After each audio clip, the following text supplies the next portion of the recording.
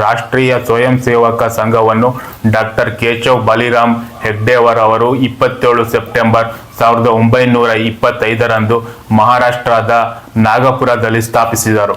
ಅವರ ಉದ್ದೇಶ ಭಾರತೀಯ ಸಮಾಜದಲ್ಲಿ ಏಕತೆ ತರಲು, ಯುವಕರಲ್ಲಿ ದೇಶಪ್ರೇಮ ಮತ್ತು ಶಿಸ್ತು ಬೆಳೆಸಲು ಹಾಗೂ ಭಾರತೀಯ ಸಂಸ್ಕೃತಿಯ ಮೌಲ್ಯಗಳನ್ನು ರಕ್ಷಿಸಲು ಒಂದು ಸಾಂಘಟಿಕ ವೇದಿಕೆಯನ್ನು ನಿರ್ಮಿಸುವುದಾಗಿತ್ತು. ಸ್ಥಾಪನೆಯ ಹಿನ್ನೆಲೆ: ಆ ಸಮಯದಲ್ಲಿ ಭಾರತವು ಬ್ರಿಟಿಷರ ಆಳ್ವಿಕೆಯಲ್ಲಿ ಇತ್ತು. ದೇಶದಲ್ಲಿ ಧಾರ್ಮಿಕ, ಜಾತಿ ಮತ್ತು ಭಾಷಾ ಆಧಾರಿತ ವಿಭಜನೆಗಳು ಹೆಚ್ಚಾಗಿದ್ದವು. ಡಾಕ್ಟರ್ ಹೆಗ್ಡೇವರ್ ಅವರಿಗೆ ಸ್ವತಂತ್ರ ಭಾರತಕ್ಕೆ ಜನರಲ್ಲಿ ಏಕತೆಯ ಭಾವನೆ ಹಾಗೂ ರಾಷ್ಟ್ರೀಯ ಚೇತನ ಅಗತ್ಯವೆಂದು ತಿಳಿದಿತ್ತು. ಈ ಕಾರಣದಿಂದ ಅವರು ಒಂದು ಶಿಸ್ತುಬದ್ಧ ಸೇವಾ ಮನೋಭಾವದ ಸಂಘಟನೆಯನ್ನು ಪ್ರಾರಂಭಿಸಿದರು. ಅದೇ RSS. ಉದ್ದೇಶ ಮತ್ತು ಧ್ಯೇಯ: RSSನ ಮುಖ್ಯ ಉದ್ದೇಶ ಭಾರತೀಯ ಸಂಸ್ಕೃತಿ ಮತ್ತು ಪರಂಪರೆಯ ರಕ್ಷಣೆ, ರಾಷ್ಟ್ರಪ್ರೇಮ ಮತ್ತು ಸಾಮಾಜಿಕ ಏಕತೆ ಬೆಳೆಸುವುದು, ಶಿಸ್ತು, ಸೇವಾ ಮನೋಭಾವ ಮತ್ತು ನೈತಿಕ ಮೌಲ್ಯಗಳೊಂದಿಗೆ ಯುವಕರನ್ನು ತಯಾರಿಸುವುದು. ಸಂಘದ ಸದಸ್ಯರನ್ನು ಸ್ವಯಂ ಸೇವಕರು ಎಂದು ಕರೆಯುತ್ತಾರೆ. ಅವರು ಪ್ರತಿದಿನ ನಡೆಯುವ ಶಾಖೆಗಳಲ್ಲಿ ವ್ಯಾಯಾಮ, ಪ್ರಾರ್ಥನೆ ಮತ್ತು ರಾಷ್ಟ್ರಭಕ್ತಿ ಪಾಠಗಳಲ್ಲಿ ಭಾಗವಹಿಸುತ್ತಾರೆ.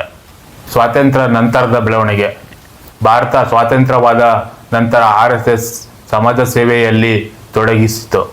ಪ್ರವಾಹ, ಭೂಕಂಪ ಅಥವಾ ಯುದ್ಧದಂತಹ ವಿಪತ್ತುಗಳ ಸಮಯದಲ್ಲಿ ಸೇವಾ ಕಾರ್ಯಗಳನ್ನು ಕೈಗೊಂಡಿತು. RSSನಿಂದ ಅನೇಕ ಸಂಸ್ಥೆಗಳು ಹುಟ್ಟಿಕೊಂಡಿವೆ.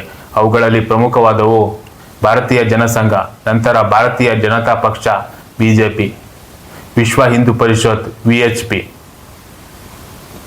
ಅಖಿಲ ಭಾರತೀಯ ವಿದ್ಯಾರ್ಥಿ ಪರಿಷತ್ ABVP, ಸೇವಾ ಭಾರತಿ, ವಿದ್ಯಾ ಭಾರತಿ ಮುಂತಾದವು.